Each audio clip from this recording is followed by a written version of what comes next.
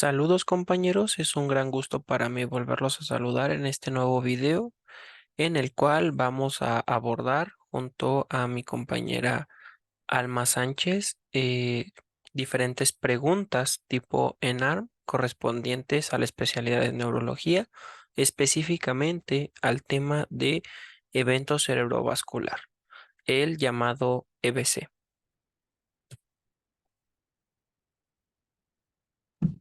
Y para comenzar, tenemos como primera pregunta un caso clínico de un hombre de 82 años que es traído por sus familiares por diplopía y debilidad en el cuerpo derecho.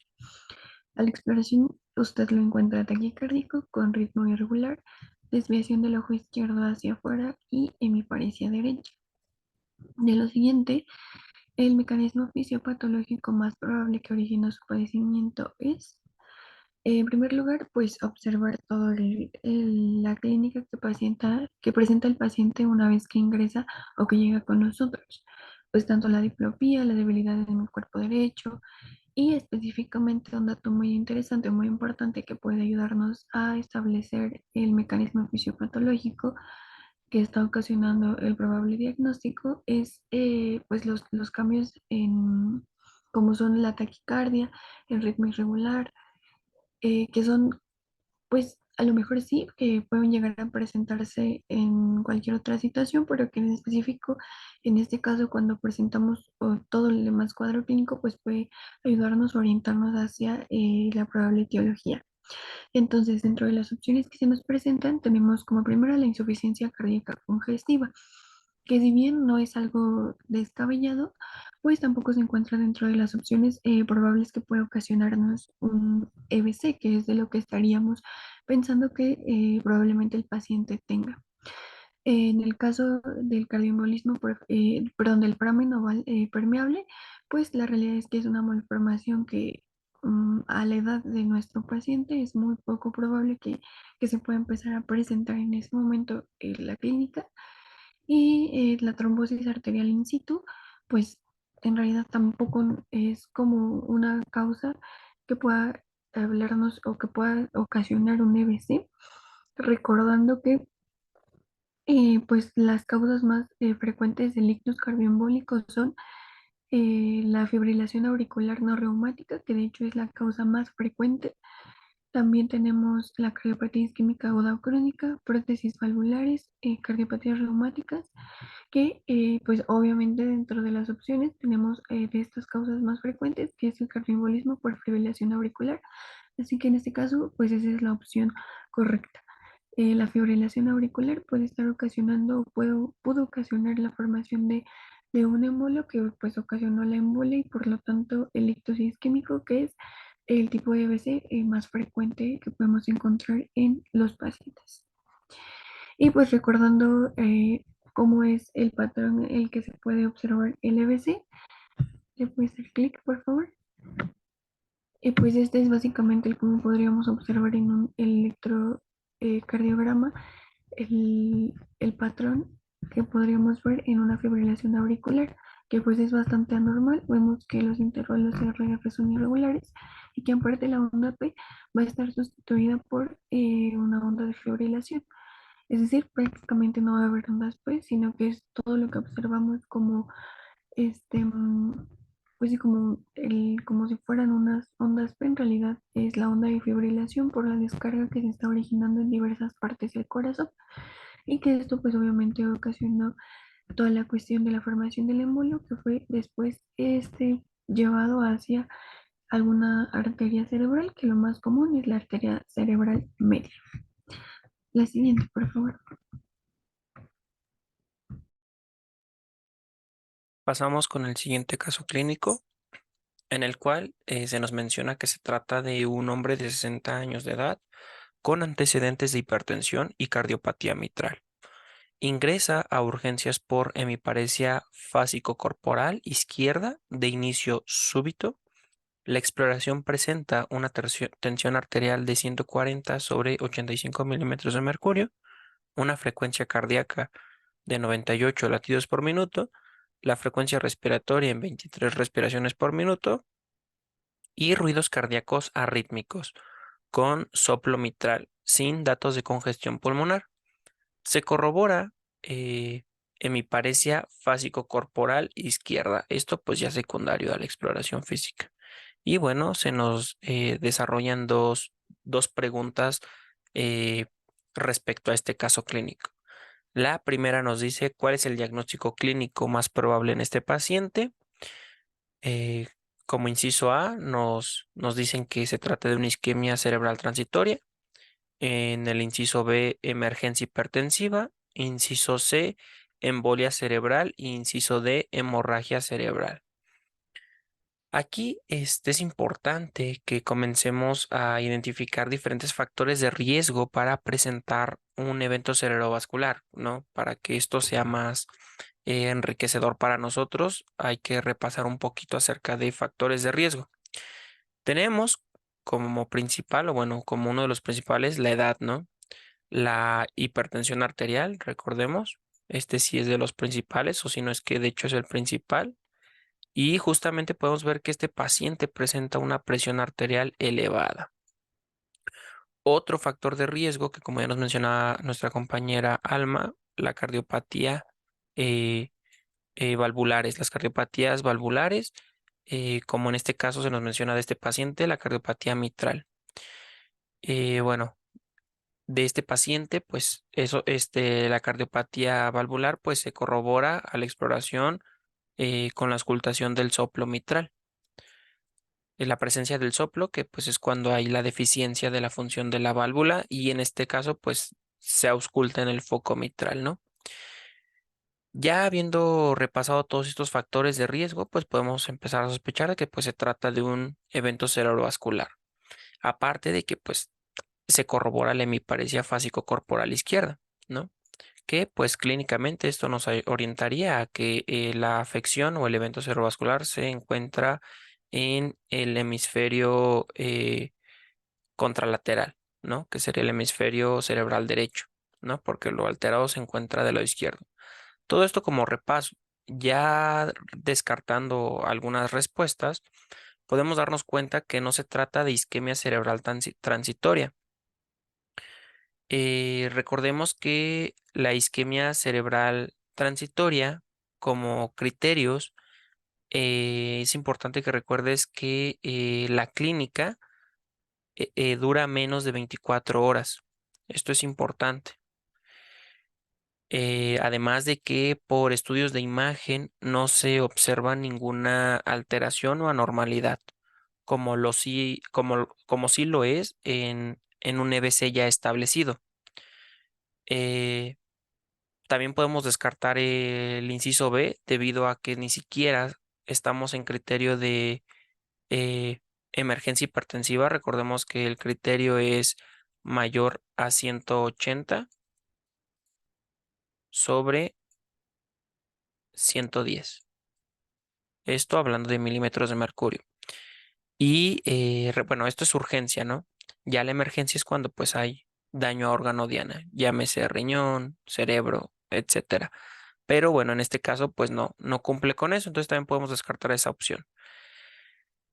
Aquí la respuesta correcta eh, podríamos decir, o bueno, ya deduciéndolo, que se trata de una embolia cerebral. ¿Por qué? Porque como nos mencionó nuestra compañera Alma, eh, las principales causas son las cardiopatías y, bueno, el cardioembolismo. Y esto, pues el origen o lo que está fallando, pues es algo en el corazón, llámese las válvulas, etcétera, ¿no? Entonces, la respuesta correcta a esta pregunta sería embolia cerebral. La pregunta 4 nos dice, ¿cuál es el tratamiento de mayor eficacia para disminuir el riesgo relativo de otro evento en esta paciente? Recordemos que el tratamiento o la terapéutica de un paciente que presenta un EBC sí es el control de la presión, pero solamente cuando tiene criterios de urgencia hipertensiva. Si no, lo recomendado, pues no hay detalle ahí. No, no hay que hacer ajustes, solamente a menos de que presente hipertensión. Eh, Otra cosa importante es el control de la temperatura y de la glucosa, ya sea hipoglucemia o hiperglucemia. En este caso, la respuesta a esta pregunta sería la warfarina. En este caso, la respuesta correcta es esta, debido a que este paciente ya presentó un evento cerebrovascular y lo que estamos queriendo es evitar o disminuir el riesgo de un segundo evento. Por lo tanto, el tratamiento se le denomina profilaxis secundaria, que es el tratamiento que se lleva en pacientes que ya han tenido con anterioridad un ictus y se da en todos los casos de etiología cardioembólica, que es el caso de este paciente, ya, si no existe alguna contraindicación. Y el fármaco de elección o el que se puede utilizar es la warfarina o también el acenocumarol. Y aquí te quiero recordar los objetivos de tratamiento respecto a los tiempos de coagulación.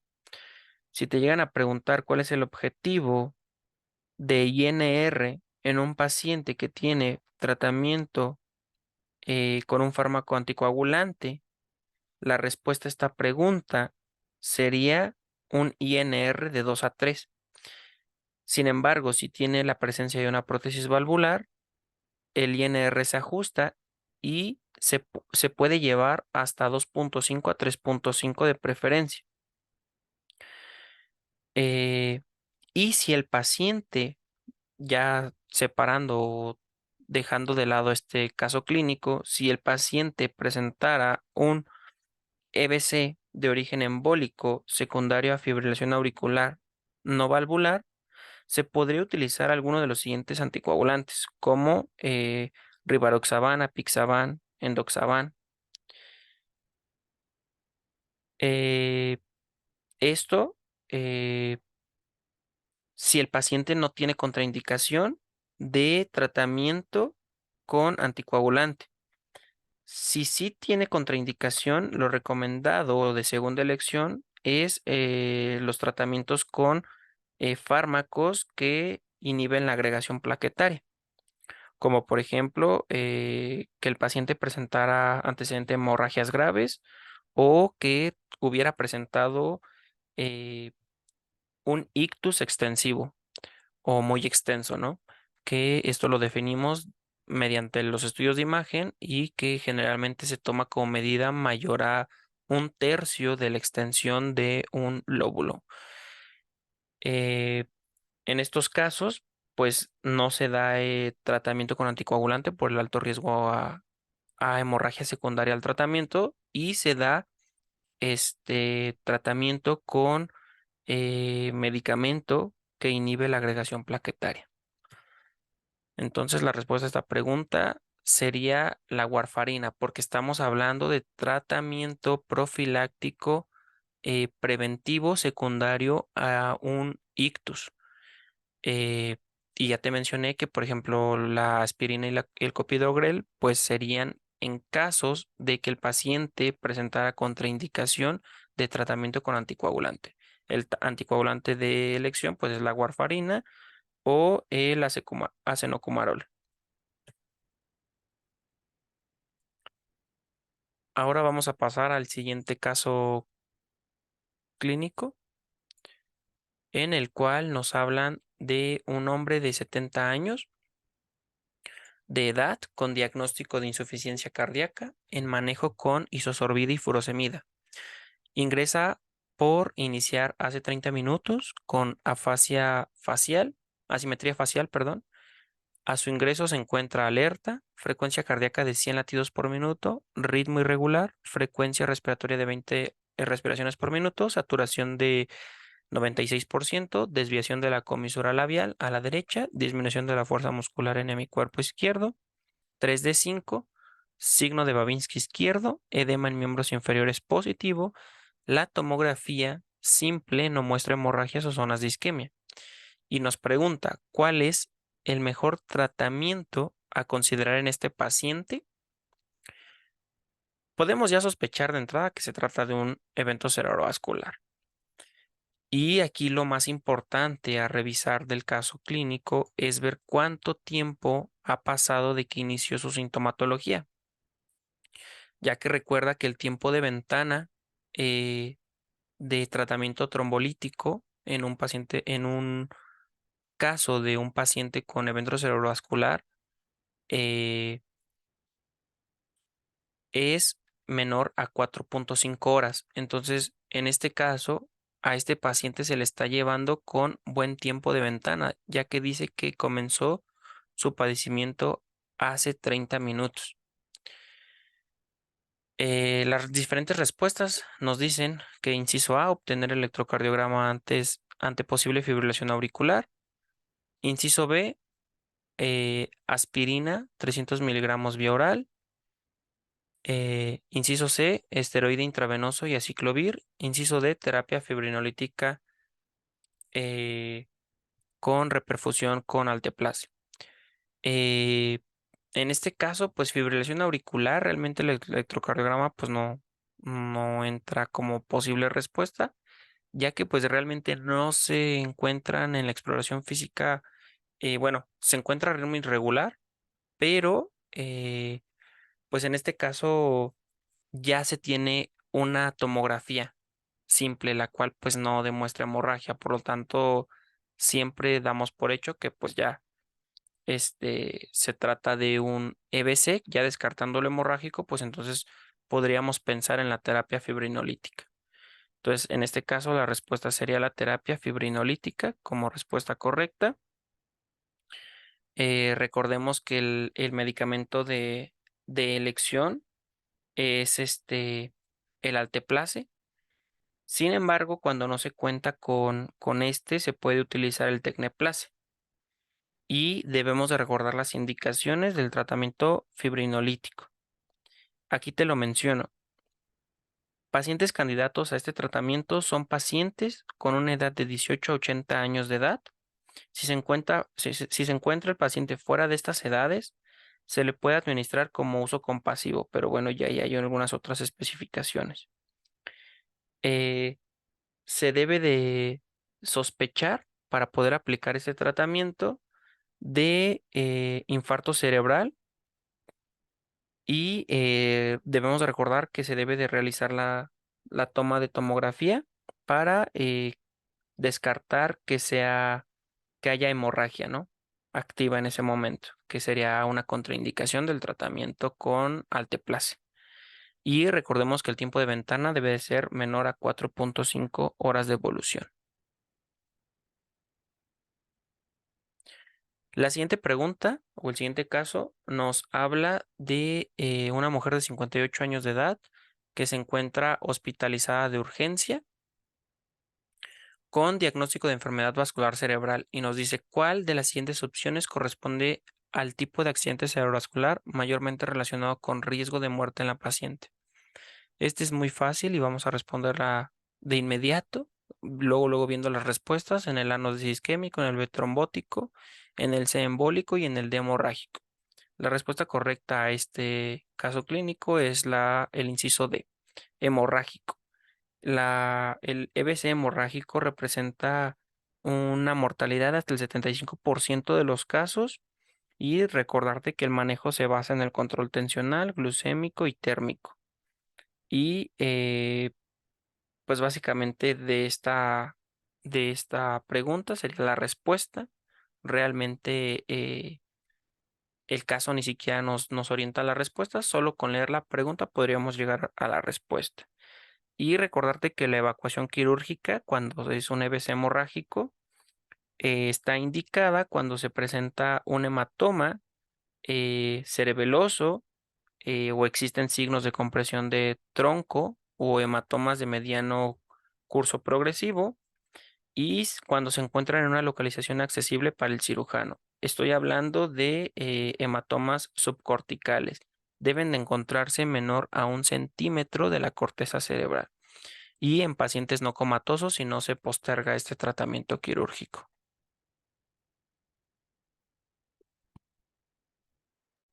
Ok, pasando a otra pregunta acerca pues, del tema de BC, tenemos el caso clínico de un hombre de 63 años, hipertenso mal controlado, que inició hace 2 horas con cefalea súbita y pérdida del estado de alerta por 3 minutos.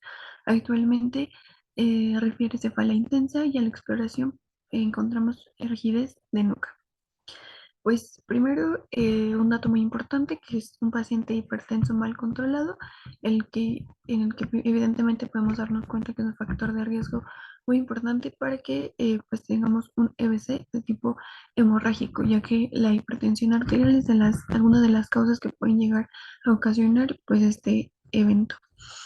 Y posteriormente, pues ya el cuadro clínico, que es muy característico, la cefalea súbita, la pérdida del estado de alerta por 3 minutos y finalmente la rigidez de nuca.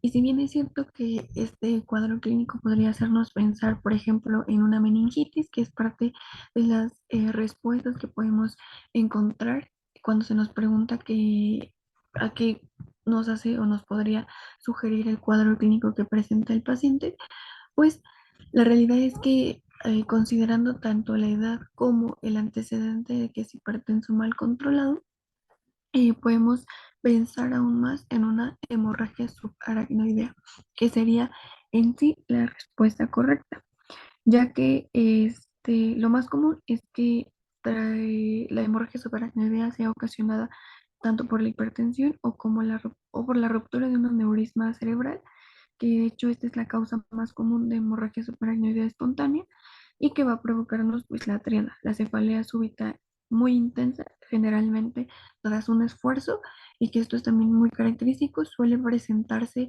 la hemorragia subaracnoidea de día o a lo largo del día, ya que se presenta con algún esfuerzo o algo similar. Y también aparte de esta cefalea súbita, que los pacientes suelen catalogarla como el peor dolor de cabeza de su vida, también la rigidez de nuca y finalmente las náuseas o vómito. También considerando que puede haber otras manifestaciones, que como puede ser pérdida transitoria de conciencia, que el paciente, por ejemplo, la tiene, déficit neurológicos focales, fondo de ojo y edema de papila o alteraciones en el electrocardiograma. Ahora, en cuanto a este mismo caso clínico, tenemos otra pregunta. Nos dice que tras una segunda revisión nos percatamos de que hay una parálisis del tercer nervio craneal derecho, por lo que nos pregunta qué sospechamos. Aquí es importante que recordemos que para que haya una parálisis o una alteración visual, usualmente tenemos que tener comprometida la carótida interna y por lo tanto sus ramas. Entonces, pues descartando una malformación arteriovenosa no puede ser, es un paciente de 63 años, lo más probable es que si hubiera tenido una malformación hubiera presentado síntomas mucho antes. También pues nos dice trombosis del seno transverso, hematoma subdural crónico, y la más cercana pues es el aneurisma en la arteria comunicante posterior, que sería la respuesta correcta. También recordando que la ruptura de un aneurisma es de hecho la causa más frecuente de una hemorragia subaracnoidea, por lo que técnicamente es la respuesta por eso y porque está comprometiendo la arteria comunicante posterior. Y finalmente nos pregunta cuál es el diagnóstico inicial. Aquí pues no creo que haya mayor complicación, ya que pues aunque sí podríamos realizarle una resonancia magnética del cráneo, pues lo más común es que en primera instancia el estudio inicial sea una tomografía de cráneo, ya que esta nos va a permitir, aparte de que es el estudio de la elección, nos va a permitir ver casi todas las hemorragias subaracnoideas hasta en un 95%.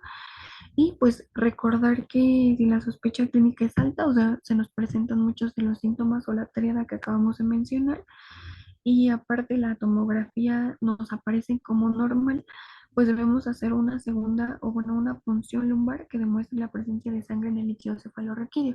Es decir, si el paciente tiene muchos síntomas, pero el estudio nos dice o no nos muestra nada, pues hay que descartarlo porque lo más probable es que en una punción lumbar, que sería el diagnóstico de segunda intención o el que elegiríamos posterior a la tomografía del cráneo, si esta no saliese normal, pues probablemente con la punción lumbar observaríamos lo que es la presencia de sangre en el líquido cefalorraquídeo.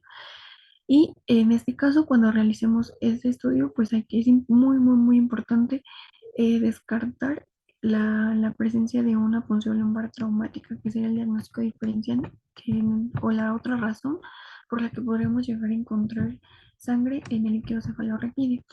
Entonces haríamos la muestra de los tres tubos y en el caso de que si es una hemorragia subaracnoidea, pues aún en el tercer tubo el líquido no se va a aclarar, sino que va a seguir teniendo un aspecto pues sanguinolento o también este xantocrómico. Y pues le puedes dar otro clic, por favor. Y este básicamente es una tomografía de cráneo en la que podemos observar una hemorragia subaracnoidea. Es muy evidente la zona en la que se presenta. Y pues listo. La siguiente, por favor. Si te gustó el video o fue de tu utilidad, te invitamos a que dejes tu me gusta, lo compartas con más compañeros para que sigamos aprendiendo medicina juntos en este canal dedicado pues a la enseñanza de una forma fácil. Y te invitamos a que dejes en los comentarios si tienes alguna duda o te gustaría hacer alguna aclaración o algunos consejos para mejorar la calidad de estos videos.